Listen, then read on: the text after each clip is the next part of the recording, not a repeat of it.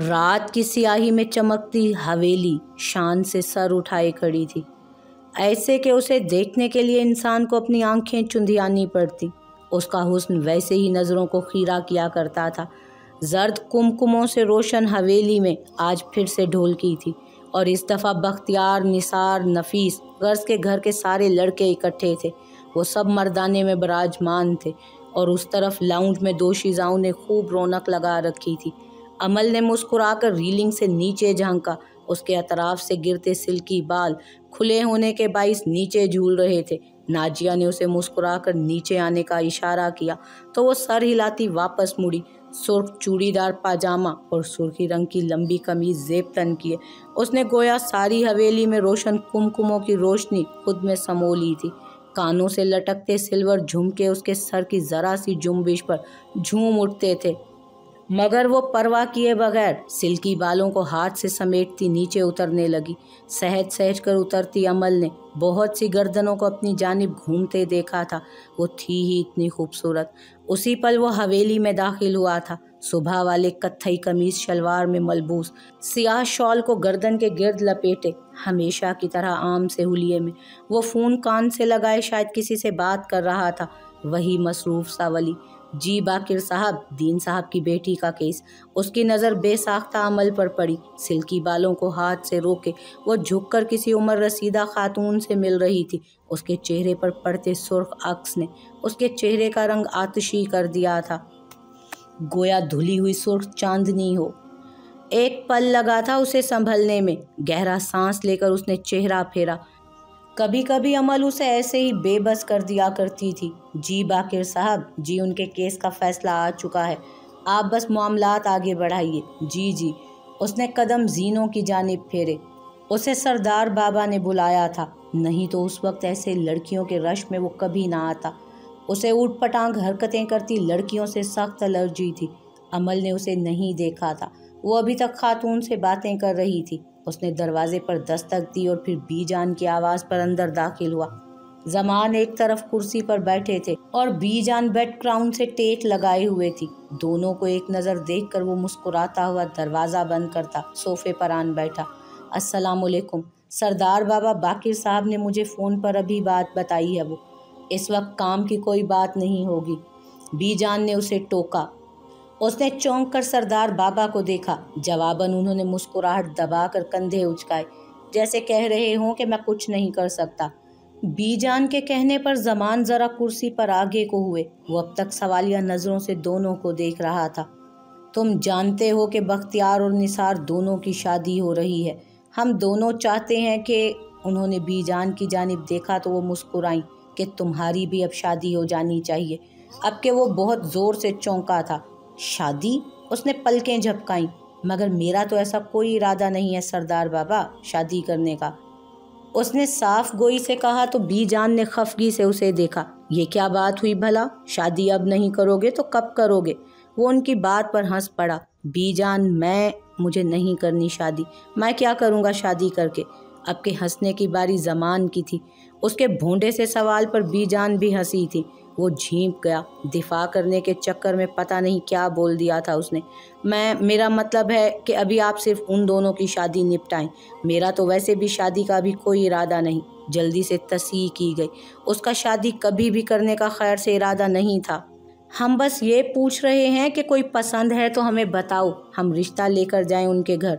जाहिर है शादी अभी नहीं होगी, मगर बात तो पक्की हो सकती है ना, वो हमें अभी कर लेनी चाहिए। सरदार बाबा की बात पर वो जख्मी सा मुस्कुराया।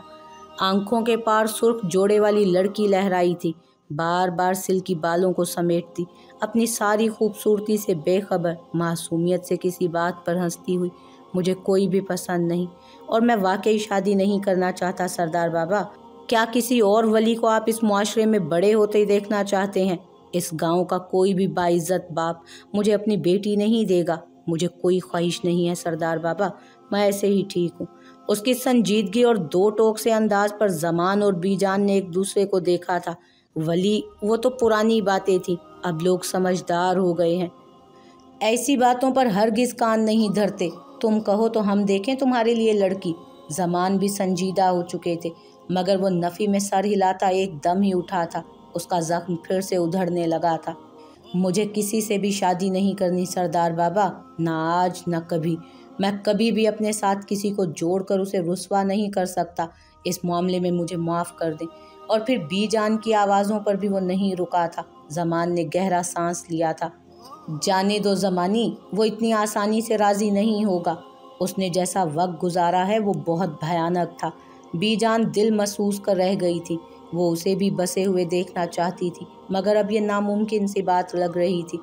जीने उतरता वली बहुत तेज़ी से बाहर की जानिब बढ़ रहा था। यकदम ठहर गया।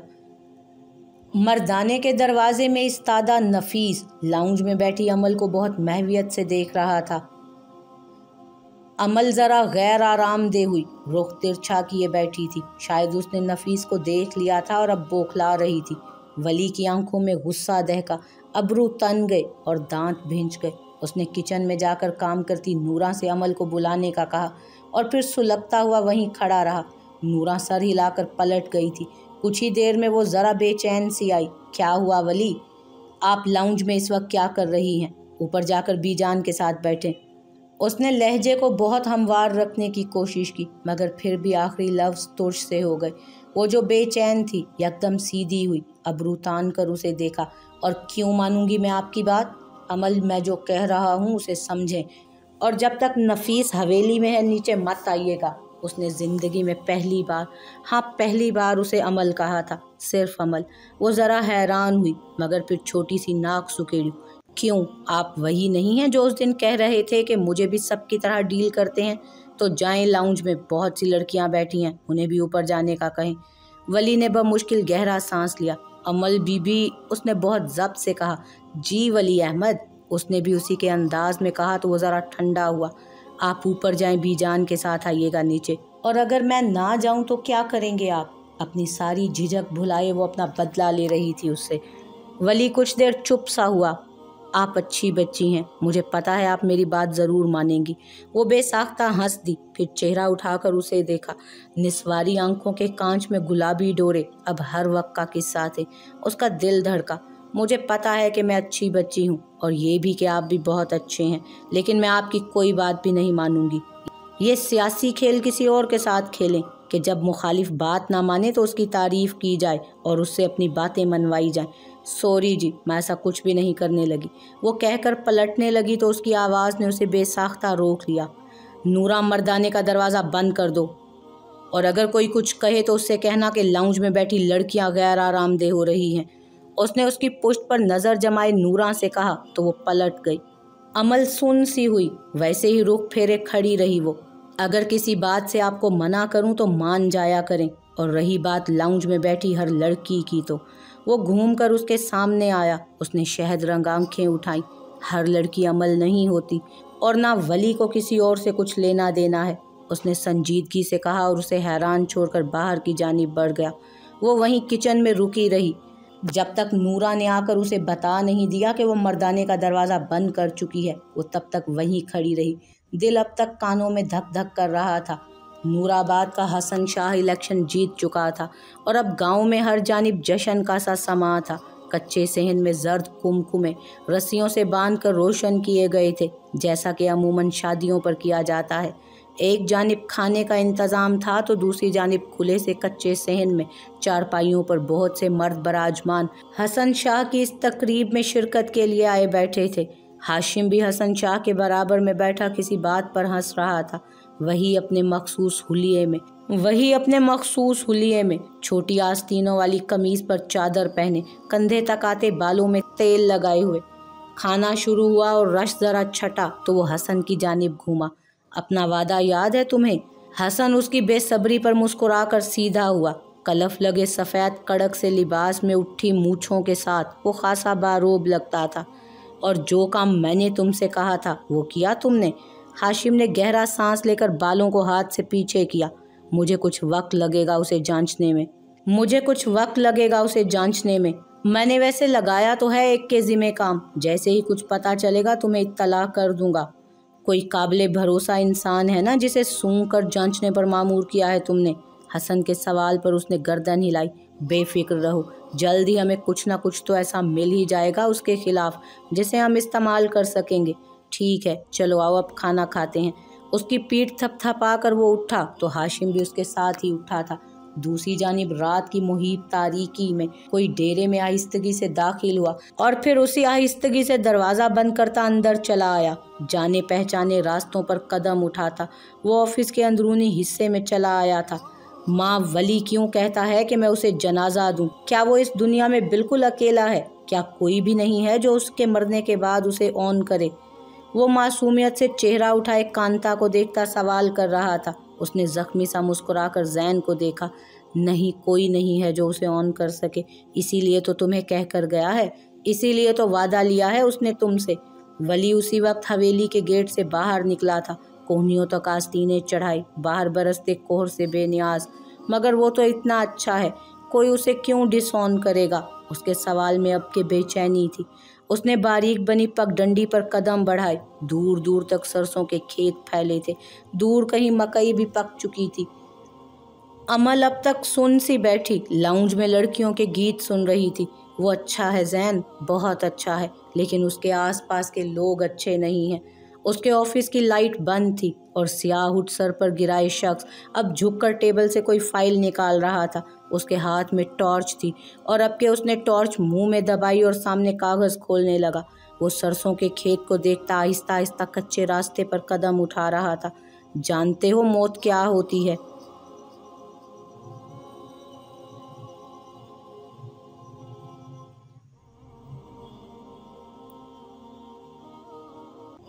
वो जो तुमने उस कुत्ते को दी है, मौत वो होती है। और देखना वली, किसी दिन कोई तुम्हें भी इसी तरह मार कर किसी कोने में डाल देगा और तुम भी उस कुत्ते की तरह बेसुध जानिब पड़े रहोगे। कोई नहीं होगा जो तुम्हें दफनाएगा, कोई तुम्हें जनाजा नहीं देगा। 14 साला लड़का दीवार के साथ सहमा सा लगा खड़ा था। उसके जिस्म पर जा बजा तशद्दुद के निशान थे, नीले और गहरे जामनी से। कुछ जगहों से निकला खून वहीं जम गया था और जख्म खुश्क होने की वजह से तकलीफ देने लगे थे। उसने सर झटका, न जाने कब ये सब उसका पीछा छोड़ेगा। उसके ऑफिस का दरवाज़ा बंद करके बाहर निकलता लड़का अब अपनी हुडी से सर ढके हुए था, इस तरह से कि उसका चेहरा वाज़े नहीं था। ऐसा क्यों होता है कि हम बहुत अच्छे होते हैं मगर हमें लोग अच्छे नहीं मिलते? भूख और दर्द की शिद्दत से बिलबिलाता लड़का बार बार तारीक कबाड़ खाने का दरवाज़ा बजा रहा था। खोलो, कोई तो खोलो, मुझे भूख लगी है, मुझे खाना दो। उसकी आवाज़ लरज रही थी, सख्त सर्दी ऊपर से भूख की शिद्दत। उसके आंसू मुसलसल गालों पर लुढ़क रहे थे और वो उन्हें साफ किए बिना दरवाज़ा पीट रहा था। खोलो, मुझे भूख लगी है। उसने लॉक को ज़ोर ज़ोर से घुमाया मगर वो मुकफ्फल था। अल्लाह अपने अच्छे बंदों का ही इम्तहान लेता है जैन, वो अच्छे लोगों को ही आजमाता है। लड़का अब दरवाजे का लॉक पकड़े बैठा रो रहा था। उसका लिबास जगह जगह से फटा हुआ था। उस पर खून के चंद छींटे भी लगे थे जो उस कुत्ते के थे जिसको उसने मार दिया था। खोलो, मुझे भूख लगी है। उसने गहरा सांस लेकर सब कुछ पीछे धकेलना चाहा मगर वो बिलखता लड़का आज भी उसके अंदर जिंदा था। और अगर कोई सख्त टेस्ट की वजह से मर जाए फिर? कांता उसे चंद पल खाली खाली नज़रों से देखती रही। इस सवाल का जवाब तो उसके पास भी नहीं था। हुडी वाला लड़का अब डेरे से बाहर निकलकर दूर होता जा रहा था। तारीकी में कदम उठाता वो भी उसी तारीकी का हिस्सा लग रहा था। अमल की नज़रें बार बार दरवाजे की जानिब उठ रही थी। काश के वो आ जाए, शायद कि वो आ जाए। उसे बस एक नज़र देखना था। उसकी आंखों में छाई वीरानी उस अंधेर होती रात में भी महसूस की जा सकती थी। लोगों ने उसे मारने की बहुत कोशिश की थी, उसे हर तरह से अजियत दी थी ताकि वो खामोशी से दम दे दे, मगर वो फिर भी जिंदा रहा। कौन जानता था कि मस्जिद के बाहर डला बच्चा बच जाएगा, लेकिन वो बच गया। वो जिंदा रहा बच्चा, और आज तक जिंदगी को काटता वो उसी मस्जिद के बाहर पड़ा था जहाँ से उसे उठाया गया था। तंगो तारीख कबाड़ खाने में खून और ठंडे गोश्त की अजीब सी बू फैली हुई थी। यकायक बेसुध पड़ा कुत्ता अपने कटे गले की परवाह किए बिना उठा और दीवार से लगे लड़के की जानिब बढ़ने लगा। उसका खून गर्दन से टप टप टपक रहा था। लड़का साकित हुआ, फैली फैली आंखों से कुत्ते को खुद के करीब अपनी जानिब बढ़ते हुए देखता रहा। यकदम कुत्ते ने जस्त लगाकर उस पर हमला किया और वो हड़बड़ा कर उठा। اس کا سانس دھونکنے کی مانند چل رہا تھا، دل اتنی زور سے دھڑک رہا تھا گویا ابھی باہر آ گرے گا۔ اس نے اپنی پیشانی پر جمے پسینے کو آستین سے صاف کیا اور پھر چونک کر آس پاس دیکھا۔ کمرہ لیمپ کی روشنی میں، مدھم روشنی میں نیم تاریک لگ رہا تھا، سکون میں ڈوبا، خاموش۔ اوہ!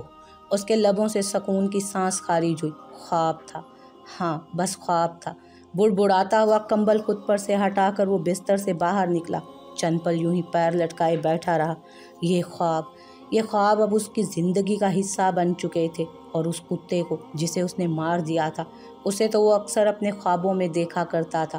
کبھی حسین کو دیکھتا جو اس پر جھکا پوری طاقت سے اس کا گلا دبا رہا ہوتا، کبھی وہ سیاہ سرنگ اس کے ذہن میں آ جاتی جس میں اس نے بہت سی راتیں گزاری تھیں۔ سر جھٹک کر سوچوں سے ذہن کو آزاد کرتا وہ واش روم کی جانب بڑھ گیا۔ کچھ دیر بعد باہر نکلا تو اب اس کا چہرہ دھلا ہوا تھا، ہاتھ کونیوں تک گیلے تھے اور ماتھے پر نم بال پڑے تھے۔ اس نے ذرا سر ہلایا تو نم بال لہرائے، ان سے بہت سے قطرے گرے۔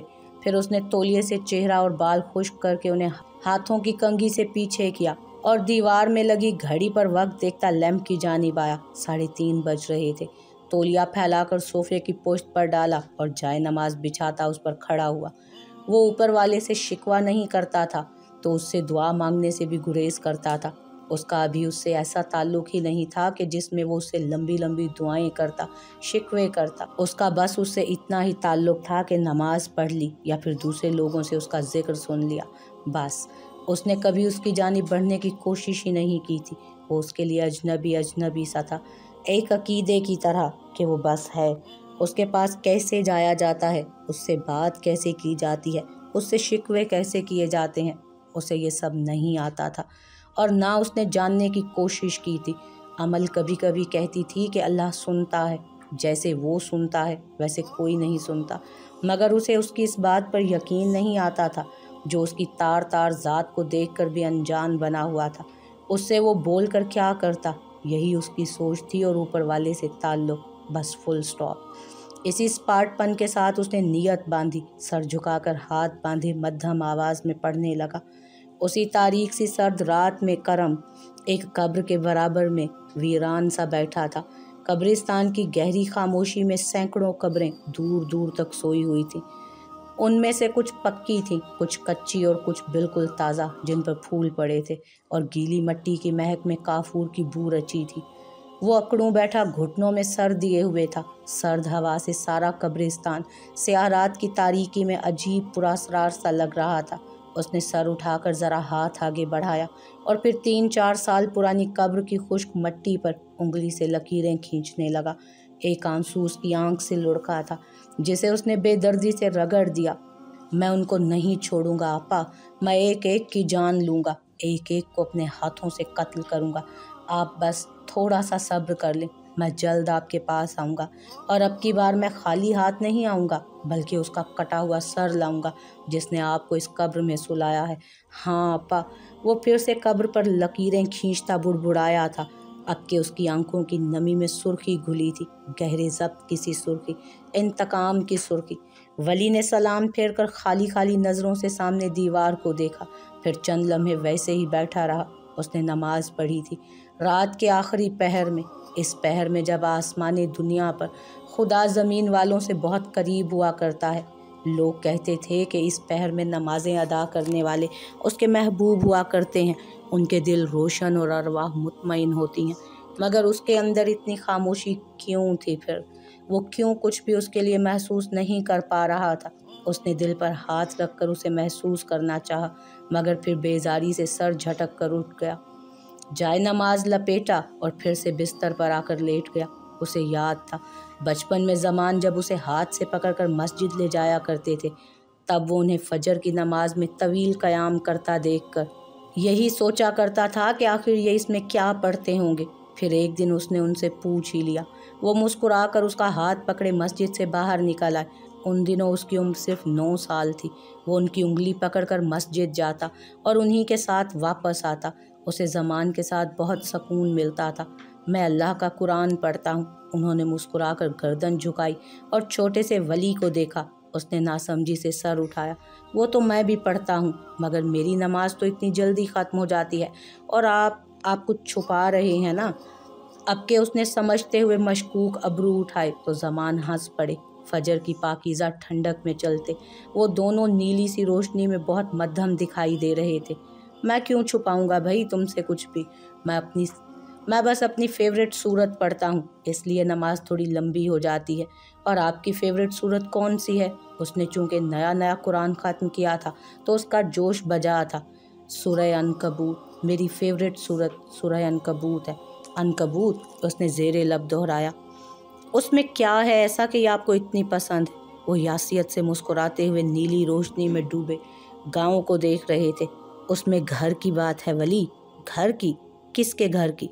उसे अचंभा हुआ। हवेली अब नज़र आने लगी थी। वो कच्ची पगडंडी पर चलते घर के करीब पहुंच चुके थे। मकड़ी के घर की बात है उसमें। उस घर की जो दुनिया का सबसे कमज़ोर घर है। उस घर की जो एक ही झटके में टूट जाता है। जो घर एक झटके में टूट जाए और जो सबसे कमज़ोर घर हो। इस सूरा में ये है, फिर भी उसमें पसंद करने की क्या बात है? ज़मान को अंदाज़ा था कि वो एक ज़हीन बच्चा है, फिर भी जो बात वो उसे समझाएंगे वो उसकी समझ से ऊपर होगी, मगर वो उसे समझाना चाहते थे। कभी ना कभी बड़े होकर वो उनके पैगाम को डिकोड ज़रूर करेगा, इतना अंदाज़ा उन्हें था। वो रुककर उसके सामने पंजों के बल बैठे, उसे दोनों कंधों से थामा, उसकी आंखों में देखा। हवेली बस चंद कदम के फासले पर ही थी। उसमें दुनिया के घर की बात है वली। उसमें इस घर की बात है जो दुनिया का कमज़ोर तरीन घर है, और फिर इस घर को तशबीह दी गई है दुनिया से।